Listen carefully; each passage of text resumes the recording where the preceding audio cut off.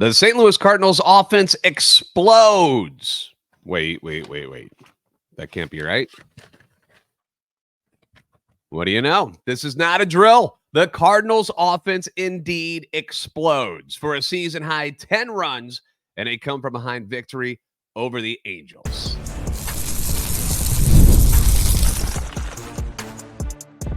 You are Locked On Cardinals, your daily St. Louis Cardinals podcast, part of the Locked On Podcast Network, your team every day. Hey there, Cardinals fans. I'm JD Hafford, and I'm a national radio sports anchor, born and raised in the Lou and a lifetime Cardinals fan, and I am your host for Locked On Cardinals, part of the Locked On Podcast Network, covering your team every day. You can follow me on Twitter, X, at JD Sports Radio. You can follow the podcast at LO_Cardinals. Want to thank those of you who make Locked On Cardinals your first listen every day. We are free and available wherever you get your podcasts. You can also find us on YouTube. You want the visual aspect of the show? You can do that. We've got it. It's available. Subscribe, comment, interact with us. Hit the notification button so you know when new episodes are posted. This is a show serving Cardinal Nation and giving the best fans in baseball all of the info about the birds on the bat. Today's episode is being brought to you by PrizePicks, the easiest and most exciting way to play daily fantasy sports. Go to prizepicks.com/LockedOnMLB and use the code, all lowercase, LockedOnMLB for a first deposit match up to $100. Now, I know what you're saying. Calm down, JD. Calm down. Relax. It's only 2 games, JD. They're still in last place, JD. They still suck, JD. But for one day, even the most negative of listeners of this podcast, can we just enjoy a couple of Cardinal wins, back-to-back wins? Can we do that? Not be a bunch of sour pusses on this Tuesday. Can we do that? Let's smile a little bit. Let's bring a little joy to our lives. All right. What occurred in LA on Monday night was horrible for the first 6 innings. Don't get me wrong. It wasn't a whole lot of fun to watch that game. Same crap, different day as far as how the Cardinals offense was going about its business. Bad at bats, swinging at the first pitch. I still don't understand that whole idea. Like last night I watched the Angels broadcast of the game. I've told you this before. I like to switch it up. Sometimes I don't want to hear the Cardinals guys and what they're saying. I want to hear what the other teams are saying about the St. Louis Cardinals. And they talked about how when they fall behind in the count, they're hitting like in the 150s and how terrible they are. And when they're ahead in the count, they're hitting like close to 350, like somewhere in that vicinity. I forget what the exact stat was, but and I constantly see them swinging at the first pitch and going down 0-1. It happens all the time. So bad at bats, no clutch hitting to speak of. It's like Bill Murray's Groundhog Day movie over and over and over on an endless loop of just pain and disappointment for Cardinal fans. I'm right here with you. I get it. Matthew Liberatore, he wasn't great last night. One thing about pitching at the major league level, I know that it sounds stupid, and I'm stating the obvious here because it seems like such an obvious thing. But at least on Monday night, I'm not saying this happens every time Matthew Liberatore takes the mound, but he was throwing a lot of pitches either right over the heart of the plate or pretty close to it. And you have to possess some pretty dominating stuff to live in those areas and not get burned at the major league level. All right. You've got to possess something that stands out. And Libby is just not that guy. He just isn't. He doesn't throw 99 or 100. He's got a very good curveball, but he's just not a dominating type of guy. Has done very well out of the bullpen this year. Compliments on making the start, giving the Cardinals a few innings, but he needs to live on the edges of the plate. That's his spot. That's his sweet spot, you know? And if he's not on the black, he's not going to be very successful. And on Monday, he wasn't very successful. And the Angels hit him pretty hard because of that. And he wasn't up in the zone and just all. I'm just saying, like, every pitch just kind of was center cut. Like, it was just right there in the middle of the plate area, which is going to make things tough for him. And we can make fun of the names like Kevin Pillar, Kyron Paris, Nolan Shawnawell. By the way, 3 guys named Nolan in the same game last night. That can't happen too often, can it? Just pointed that out. It was like a lot of Nolans in this game. But But those guys, they're still major league hitters. Kevin Pillar's been in the league for a long time. Good veteran player, although he got DFA'd by the White Sox this year. So I don't know how good he is. In favor of Tommy Pham, by the way. But anyway, they rip Libby for 4 runs on 5 hits in just 3 1/3 innings. He walks 2. He strikes out just 1. Gives up the homer to Pillar and leaves the game down 4-0. Not a great spot for the Cardinals considering the offensive problems they've endured this season. But in comes Kyle Leahy, and he settles things down. I give a lot of credit to Kyle Leahy for not letting this thing get out of hand. He throws 2 2/3 innings of shutout ball. He strikes out 3, and he keeps the Cardinals in it. Any momentum that the Angels had, he just stomped it out. So hell of a job by Kyle Leahy. The Cardinals don't pick up their first hit until the 4th inning on an opposite field single by Paul Goldschmidt, who's starting to swing it a little bit better. He's not all the way back by any means, but you can see that he's starting to get at least a little bit better, right? Although he had some opportunities later on and it didn't work out so well. But had a prime chance to get back in the game in the 6th inning. Let's go to it. Mason Wynn gets a leadoff double. Ciani grounds out, moving Wynn to third. You get back-to-back walks to Carp and Nootbaar, sets up the bases loaded for Paul Goldschmidt. And we're all doing it online. We're all rooting for him. We're all like, come on, Paul. Come on, Goldie. This is your moment. This is where you're going to rip one into the gap. You're going to score a couple runs, and everybody's going to cheer for you, and we're going to see more smiling. But probably the last guy you want up in this situation right now because he's not all the way back yet. Even though he's looked better at the plate, but the Angels, they do the smart thing. They go and get Adam Simber from the bullpen here, okay? Even though their guy Soriano had been very good up to that point, started walking people. The Cardinals seemed to start to figure him out a little bit, and they bring in Adam Simber, who's a quirky sidearm right-hander, has a ridiculously long tongue like a lizard. I don't know why he keeps sticking it out, but it was grossing me out. Anyway, he does his job. He comes in and starts throwing these little frisbee pitches at 72 miles per hour and finally gets Goldie to ground into an ending double play. His 5th grounded into a double play this season, which leads the club, by the way. Not even close to the major league lead, though. I said, look that up. Aaron Judge's got like 11 of them. What? Anyway, so a situation like that gets past the Cardinals and game over, right? That's the end of it. Like that's that you think that's going to be the only moment they have. But the Cardinals get a leadoff dinger from Nolan Arenado in the 7th inning, which was really nice to see. Going to throw a little picture of Nato up on the YouTube right there. There he is. High-fiving all the guys in the club or in the dugout. And, it kind of gets the momentum back into the Cardinals' favor. They start to believe a little bit. And it's nice to see Arenado do that. Nato's first home run ever at the Angel Stadium. So that's pretty cool.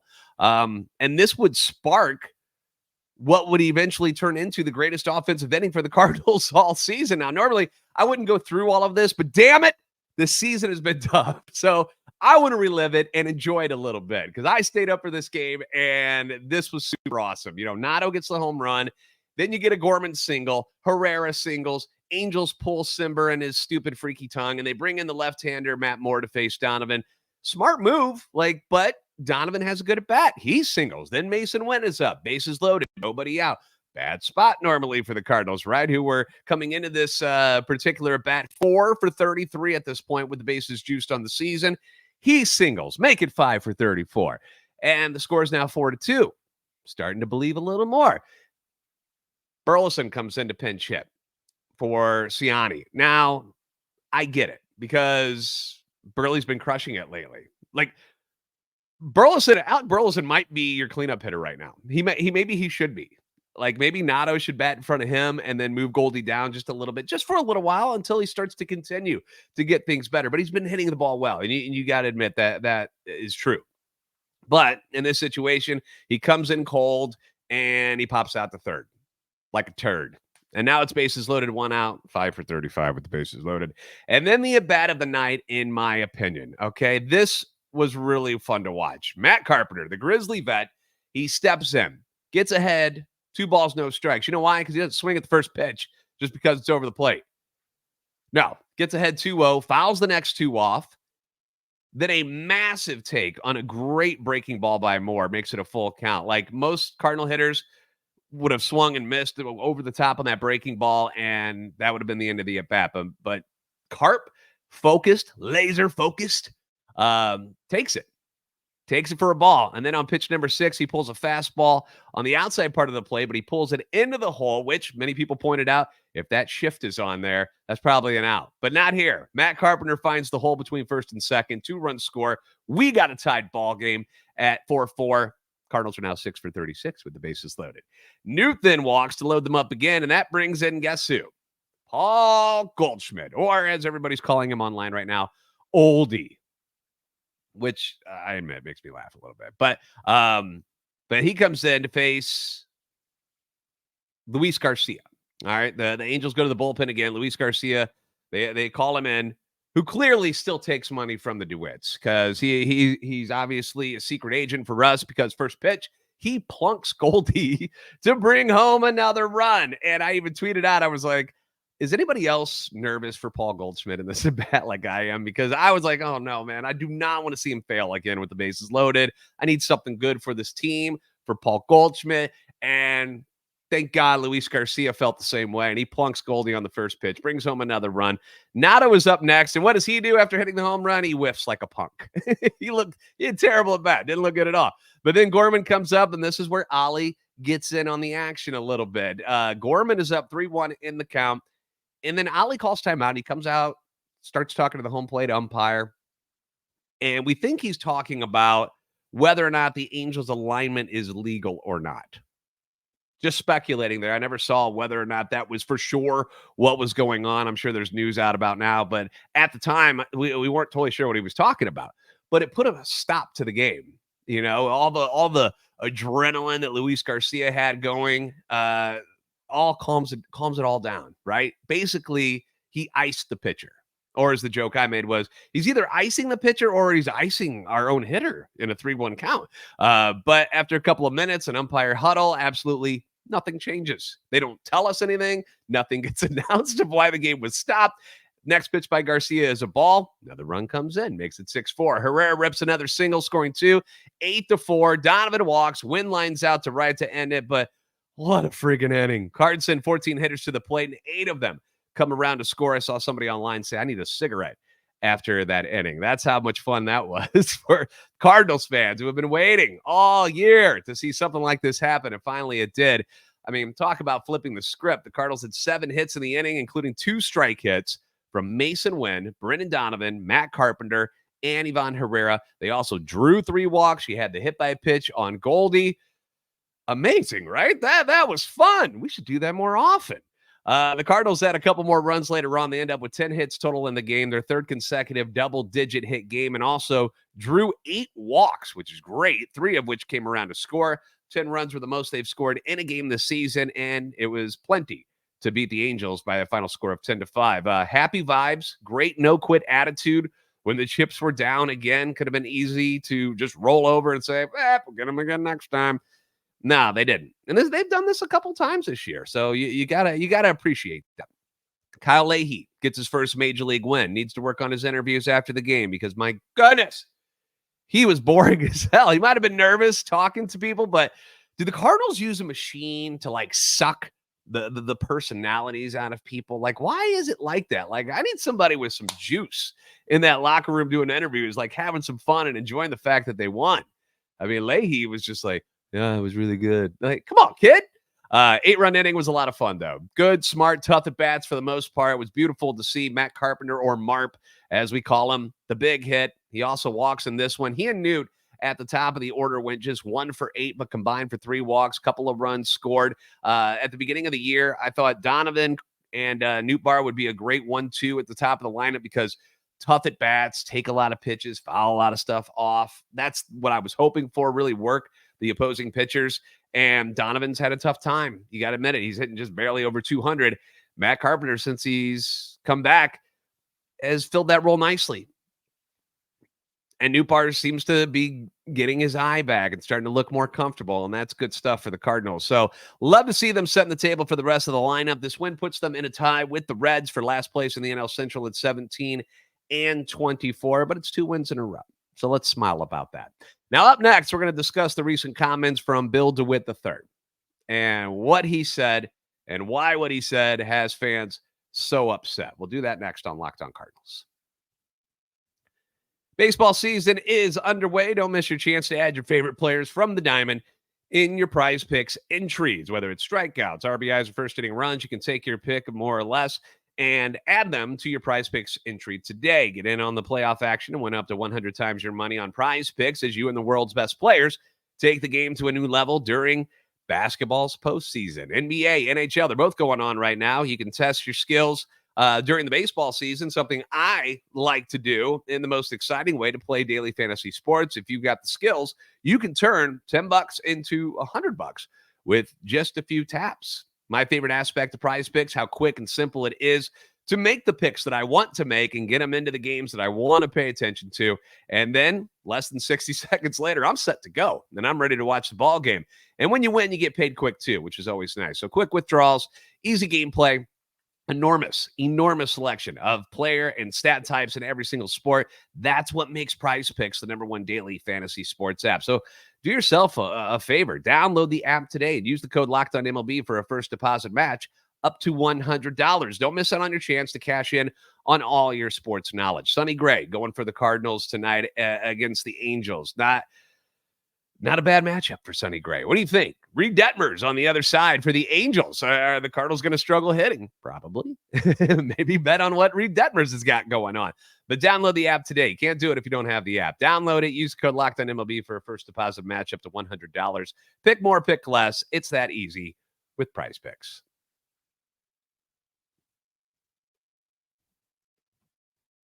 Are you watching Fox Sports or ESPN on your TV all day and have to turn down the volume because of all the shouting? Then do the smart thing and make the switch to Locked On Sports today. It's a free 24/7 sports streaming channel program for you every day to bring you the biggest stories without all the screaming. And you can find this streaming 24/7 on YouTube or the free Amazon Fire TV channels app, part of the Locked On Podcast Network, your team every day. Thanks for making Locked On Cardinals your first listen every day. Leave your comments on YouTube, good and bad, and also on Twitter X. Feedback, always welcome and encouraged. There were some comments made by Bill Dewitt III on Sunday, and I haven't really had a chance to comment on them yet because it happened over on the weekend, and then we had the wrap up with the Brewers series already scheduled. So want to circle back to it real quick because for a brief moment, because it certainly was newsworthy. And a lot of people have been talking about it. So in case you missed it, it was during an interview with Martin Kilcoyne from Fox 2 in St. Louis. And it wasn't all bad. It's not like he jumped on the mic and was just like, Cardinal fans are stupid. Stop whining or we'll take the team away from. It wasn't anything like that. But he did make some interesting comments about the fans and about payroll. So here are some of the quotes from Bill Dewitt III, who is the son of Bill Dewitt Jr. So it's not the number one top dog owner, in case you're wondering. But here's what he had to say. We have an incredible fan base, because he starts off good here. He says, we have an incredible fan base, and my job is to not take that for granted and to give people a great game day experience and a winning ball club. Fan frustration is definitely high. We're in last place in the Central. We all believe, and I think our fan base believes, that this is a better team than this. So far, so good, right? Not saying anything that isn't true or controversial, but here's the part that is getting most of the attention. Bill Dewitt III talking here. Quote, the thing I chuckle about is when I see sometimes comments, we got to not show up to send a message that isn't acceptable to the owners. And he giggles a little bit while he says this, which is pretty arrogant, if you ask me.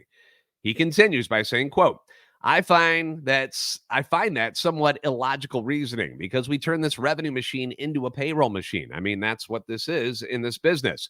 We try and drive as much revenue as we can, and then it gets put onto the field for the most part.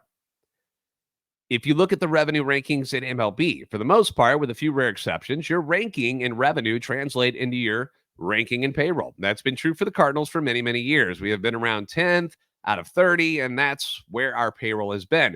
We try and drive as much additional revenue as we can so we can drive up the rankings because we know there's a correlation between payroll and winning.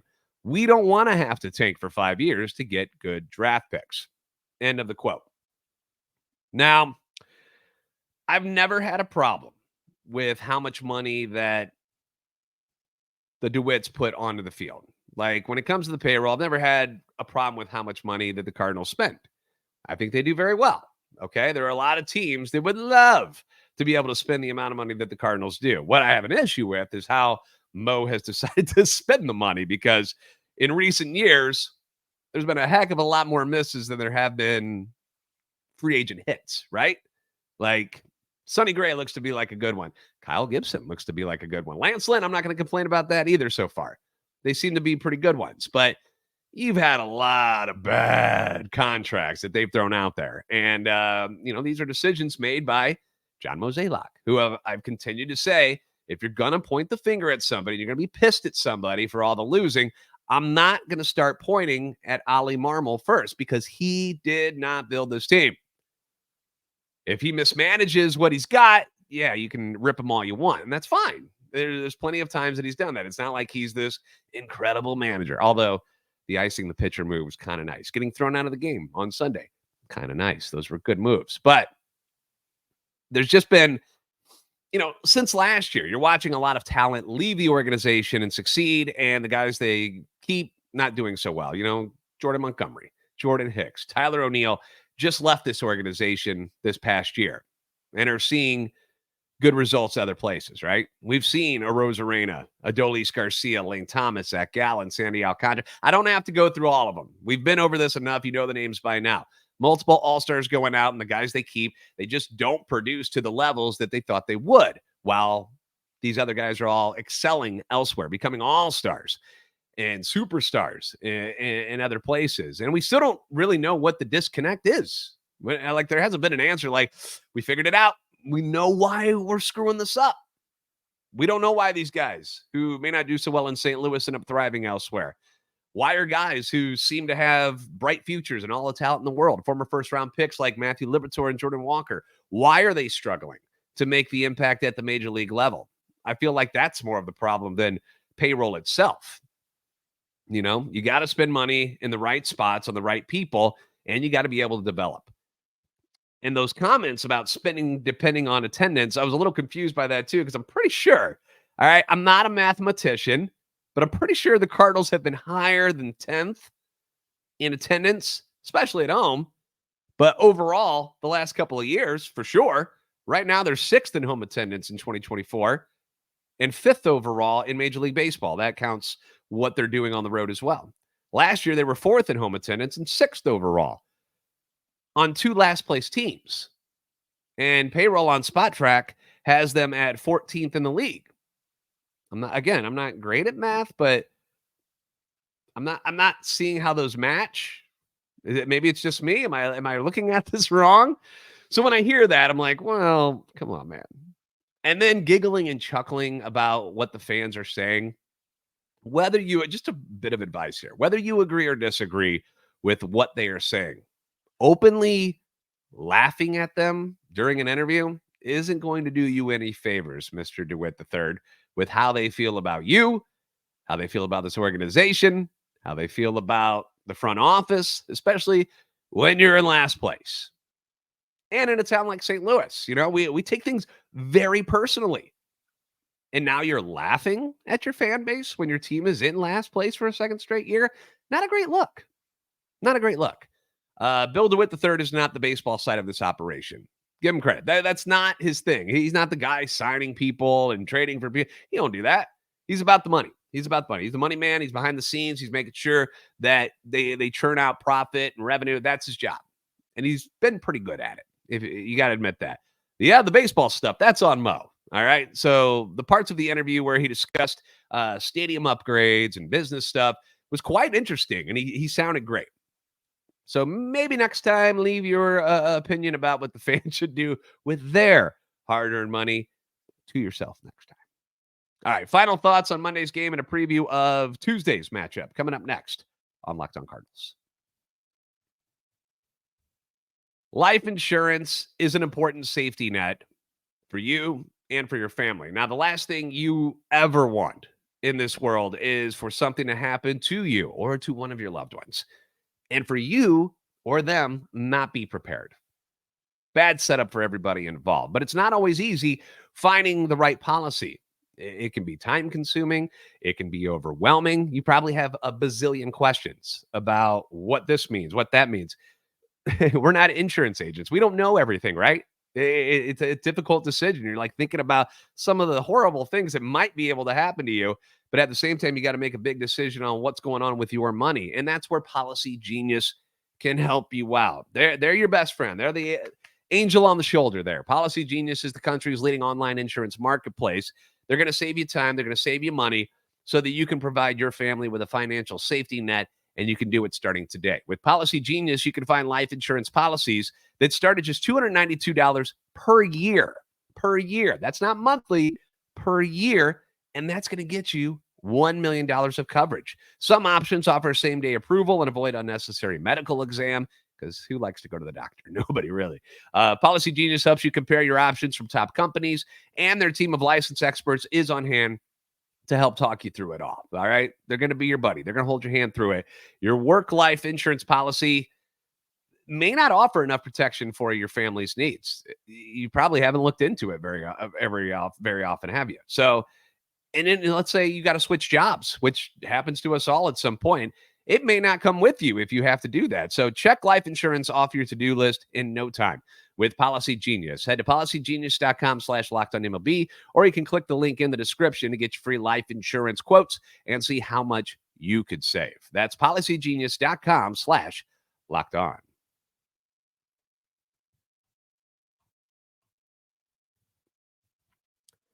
Locked On has launched the first ever national sports 24/7 streaming channel on YouTube. It's also now available on Amazon Fire TV in the free Fire TV channels app. Locked On Sports Today is here for you 24/7, covering the top sports stories of the day with the local experts of Locked On, plus our national shows covering every league. You can find Locked On Sports Today now available on the free Fire TV channels app. All right, let's talk about some other things going on with the team. Dylan Carlson. We were hoping that he would show up and inject some life into this offense. We were hoping that we would see the guy that we saw at the end of spring training. Remember, he was raking it, looked pretty confident in the outfield.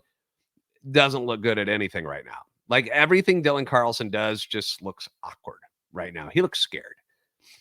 0 for 17 since getting called back up, has 1 walk and 4 strikeouts. 0 for 17.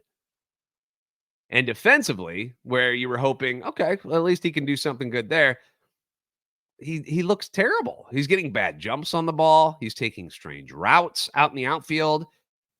Everything just looks awkward with Dylan Carlson. It's like he doesn't trust himself, or he doesn't trust his shoulder after the injury. And that's a horrible place, because Dylan Carlson needs confidence. We've seen it year after year after year. He's got to have confidence in himself and his abilities if he's going to do anything for this Cardinals ball club. And right now, confidence way down. And you can see it. And I saw him take a couple of really good hacks in the game last night, batting from the right side, which was good to see. To just let him cutting it loose. But still, no results.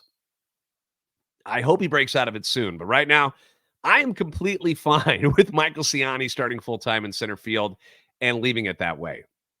His offense isn't great. We know that. That's not what he's going to be awesome at, Low 200s type of hitter probably, but he can do some small things for you. He's got the speed. Obviously, we know he can bunt. He's done that a bazillion times this year. But that defense out in center field, it's just night and day watching Michael Ciani go after a ball and then watching Dylan Carlson go after a ball. It's night and day. Like late in the game when the Angels were starting to rally a little bit, they had to go to Nick Robertson. There was a ball that fell, and Carlson got a terrible jump. He misread it. Michael Ciani probably catches that ball. Like, no problem. Back pocket. Boop. And again, with this Cardinals pitching staff, where they're not all about swing and miss, you need the best defenders you can have out there. And Dylan Carlson ain't it in center field. Michael Ciani needs to be out there as much as possible. He got pulled earlier in the game for the Alec Burleson at bat, which made sense. I'm not arguing that at all, because you were hoping to get a big hit right there. Who would you rather have hitting, Alec Burleson or Michael Ciani? Right? But you have to make that sacrifice defensively when you make that move. But at that point, they were playing catch up. So I totally understood that move. But I don't need to see Dylan Carlson in center field anymore. At least not in the very near future. Give me Ciani every time. I don't want to see Carlson going after balls in center anymore. What he does in the corner spots, whatever. Center field, get out of there. Credit to not only Kyle Leahy, but John King Andrew Kittredge, Nick Robertson for the job they did in the pen on Monday night. Ryan Fernandez had a tough go. Didn't retire a hitter while he was in there. A hiccup in what has otherwise been a pretty good year for him. So we're not going to get too angry at Ryan Fernandez for having a bad night. It happens. But that was a great job. John King coming in. Fantastic job. Obviously, Leahy. Kittredge comes in 3 straight days. He's had to make an appearance. Comes in to get one hitter. Didn't waste any time. Got O'Hoppy out in 3-4 pitches. Something. It was really quick. But that was a heck of a job. So good jobs to the bullpen once again. Speaking of bullpen, got some good news. Reliever Keenan Middleton, who's been sidelined since the middle of spring training due to that flexor tendon sprain, continues to progress. He is scheduled to start a rehab assignment tonight on Tuesday when you're watching this, but it's tonight with AA Springfield. So cool. Awesome. Love to see him coming back. And the boys had their ace Sonny Gray on the mound today. On the bump. Looking for a rebound performance after getting hammered by the Brewers last week. Angels, they're not a great team. We know that. The Cardinals haven't been a good team either. But looking at the rosters, if you just look at the rosters, the Cardinals should be beating these guys. And hopefully they can continue this upward trend after beating the Brewers on Sunday. Almost beating them on Saturday. And then beating the Angels, come from behind win on Monday night. Hopefully, the confidence is starting to rise a little bit. You're starting to see less faces where they're just down in the dumps all the time. You're starting to see some, confidence a little bit. Baby steps. This isn't, we're not getting out of control. But again, let's enjoy the wins for what they are. Thanks for making Locked On Cardinals your first listen every day. If you haven't already, please shoot me a follow on Twitter, @LO_Cardinals and @JD Sports Radio. Like, subscribe, comment on YouTube. Help our channel and our love for the Cardinals grow. You guys are the best fans in baseball for a reason. I'll see you next time on Locked On Cardinals.